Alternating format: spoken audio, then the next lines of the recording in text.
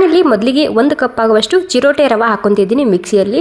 ಚಿರೋಟೆ ರವೆ ಇಲ್ಲ ಅಂದರೆ ಬಾಂಬೆ ರವೆ ಇರುತ್ತೆ ಅಲ್ವಾ, ಅದು ಕೂಡ ಹಾಕೋಬೋದು. ಅಂದರೆ ಯಾವುದಿರುತ್ತೆ ಮನೆಯಲ್ಲಿ ಅದರಲ್ಲಿ ಕೂಡ ಮಾಡ್ಕೋಬೋದು.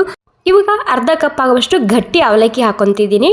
ಮತ್ತು ಅರ್ಧ ಕಪ್ ಆಗುವಷ್ಟು ಕೊಬ್ಬರಿನ ತುರ್ಕೊಂಡು ಸೇರಿಸ್ತಿದ್ದೀನಿ. ಇಲ್ಲಿ ಹಸಿ ತೆಂಗಿತ್ತಂದ್ರೆ ಅದು ಕೂಡ ನೀವು ಇದರಲ್ಲಿ ಹಾಕೋಬೋದು.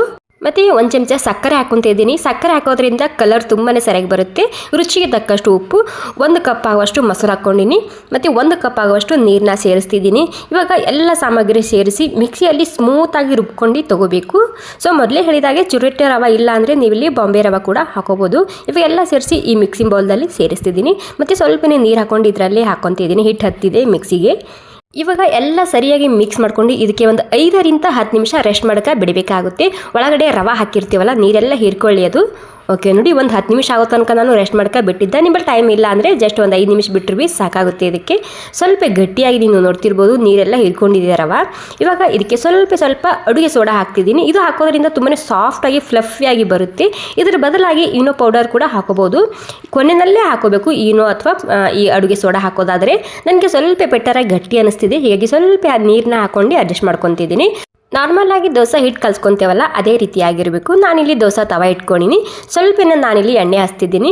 ಜಾಸ್ತಿ ಎಣ್ಣೆ ಹಾಕಬೇಕಂತೇನಿಲ್ಲ, ಅಥವಾ ನಿಮಗೆ ಟೋಟಲಿ ಎಣ್ಣೆ ಇಷ್ಟ ಇಲ್ಲ ಅಂದರೆ ಹಾಗೆ ಕೂಡ ಮಾಡ್ಕೋಬೋದು, ಬರುತ್ತೆ ಇದು.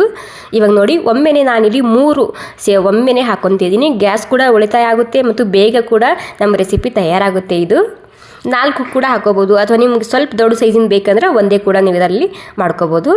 ಇವಾಗ ಏನಿಲ್ಲ, ಮೇಲೆ ಡ್ರೈ ಆಗಬೇಕು. ಡ್ರೈ ಆಗೋ ತನಕ ವೇಟ್ ಮಾಡಿ. ಗ್ಯಾಸ್ ಮೀಡಿಯಮ್ ಆಗಿದೆ. ತುಂಬ ಅಂದರೆ ತುಂಬಾ ರುಚಿಯಾಗಿ ಬರುತ್ತೆ ಈ ರೆಸಿಪಿ. ಒಳಗಡೆ ಕೊಬ್ಬರಿ ಮತ್ತು ಅವಲಕ್ಕಿ ಹಾಕಿರ್ತೇವಲ್ಲ, ಹೀಗಾಗಿ ಕೊಬ್ಬರಿ ಇಲ್ಲ ಅಂದರೆ ನೀವು ಹಸಿ ಟೆಂಗನ್ನ ತುರ್ಕೊಂಡು ಸೇರಿಸ್ಬೋದು.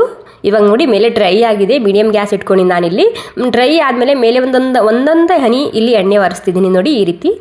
ಮೊದಲು ಹೇಳಿದಾಗೆ ಎಣ್ಣೆ ಇಷ್ಟ ಇಲ್ಲ ಅಂದರೆ ನೀವು ಹಾಗೆ ಕೂಡ ಮಾಡ್ಕೋಬೋದು, ಈ ರೆಸಿಪಿ ಬರುತ್ತೆ. ಇವಾಗ ನೋಡಿ, ಸ್ಲೋಲಿಯಾಗಿ ಇದನ್ನು ಹಾಕ್ಕೊತಿದ್ದೀನಿ. ತುಂಬಾ ಸಾಫ್ಟಾಗಿ ಮೃದುವಾಗಿ ಬರುತ್ತೆ. ವಾವ್, ನೋಡಿ ಕಲರ್ ನೋಡಿ ಯಾವ ರೀತಿಯಾಗಿ ಬಂದಿದೆ ಅಂತೇಳಿ. ನೀವು ದಿಢೀರಾಗಿ ಮಾಡಿರೋ ರೆಸಿಪಿ ಅಂತ ನಿಮಗೆ ಅನಿಸೋದೇ ಇಲ್ಲ, ಅಷ್ಟು ರುಚಿ ಬರುತ್ತೆ. ನೋಡಿ, 2 ಕಡೆಗೆ ಎಷ್ಟು ಸರಿಯಾಗಿ ಕಲರ್ ಬಂದಿದೆ ಅಂತೇಳಿ.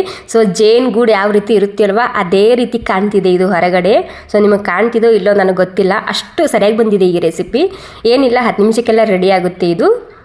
ವಾವ್, ನೋಡಿ ಸೂಪರ್ ಆಗಿರುವಂತಹ ಹೆಲ್ದಿ ಆಗಿರುವಂತಹ ಬ್ರೇಕ್ಫಾಸ್ಟ್ ರೆಸಿಪಿ ತಯಾರಾಗಿದೆ. ಮತ್ತು ಈ ಬ್ರೇಕ್ಫಾಸ್ಟ್ ರೆಸಿಪಿಗೆ ನೀವು ಏನಂತ ಹೆಸರಿರ್ತೀರಂತೆ ನನಗೆ ಕಮೆಂಟ್ ಮಾಡಿ ತಿಳಿಸ್ಬೇಕು. ನೋಡಿ, ಈ ರೀತಿ ಒಂದೇ ಕೂಡ ಹಾಕೋಬೋದು. ಒಂದೇ ಹಾಕೋದಾದರೆ ಒಂದು ಸ್ವಲ್ಪ ದೊಡ್ಡ ಸೈಜಿಂದ ಹಾಕೊಂಡ್ರೆ ಭೀ ನಡೆಯುತ್ತೆ. ಸೊ ನೋಡಿ, ಇದು ಕೂಡ ತಯಾರಾಗಿದೆ. ಇದಕ್ಕಂತೂ ನಾನು ಸ್ವಲ್ಪ ಕೂಡ ಎಣ್ಣೆ ಹಚ್ಚೇ ಇಲ್ಲ, ಹಾಗೆ ಮಾಡ್ಕೊಂಡಿದ್ದು ನಾನು. ಎಷ್ಟು ಸರಿಯಾಗಿ ಬಂದಿದೆ ನೋಡಿ. ಓಕೆ, ಈ ಹೆಲ್ದಿ ಆಗಿರುವಂತಹ ಬ್ರೇಕ್ಫಾಸ್ಟ್ ರೆಸಿಪಿ ನಿಮಗೆ ಸ್ವಲ್ಪನಾದರೂ ಇಷ್ಟ ಆಗಿದ್ರೆ ಒಂದು ಲೈಕ್ ಮಾಡಿ. ಹಾಗೆ ನಿಮ್ಮ ಅಭಿಪ್ರಾಯ ನನಗೆ ಕಾಮೆಂಟ್ ಮೂಲಕ ತಿಳಿಸ್ಬೇಕು. Okay, thank you so much ಎಲ್ರಿಗೂ. ಮತ್ತು ಖಂಡಿತ ಈ ರೆಸಿಪಿನ ಒಂದು ಸ್ವಲ್ಪ ಟ್ರೈ ಮಾಡಿ ನೋಡಿ, ಪರ್ಫೆಕ್ಟಾಗಿ ಬರುತ್ತೆ. ನಿಮ್ಮಲ್ಲಿ ಚಿರೋಟೆ ರವೆ ಇಲ್ಲ ಅಂದರೆ ಬಾಂಬೆ ರವೆ ಹಾಕ್ಕೊಂಡು ಮಾಡ್ಕೊಳ್ಳಿ. ಅರ್ಧ ಕಪ್ ಆಗುವಷ್ಟು ಗಟ್ಟಿ ಅವಲಕ್ಕಿ, ಅರ್ಧ ಕಪ್ ಆಗುವಷ್ಟು ಕೊಬ್ಬರಿ ಅಥವಾ ಹಸಿ ಟೆಂಗನ್ನ ಹಾಕ್ಕೊಂಡು ಮಾಡ್ಕೊಳ್ಳಿ. ತುಂಬಾ ಸಾಫ್ಟಾಗಿ ಮೃದುವಾಗಿ ಬರುತ್ತೆ ಈ recipe. Okay, thank you so much ಎಲ್ರಿಗೂ.